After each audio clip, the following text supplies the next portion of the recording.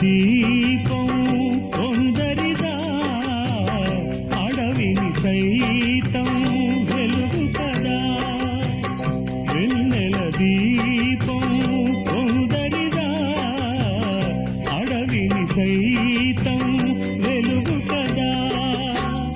ఎల్లలు లేని చల్లని గాలి అందరి కోసం అందును కాదా ప్రతి మదిని లేపే ప్రభాత రాగం పదే పదే చూపే ప్రధాన మార్గం ఏది సొంతం కోసం కాదను సందేశం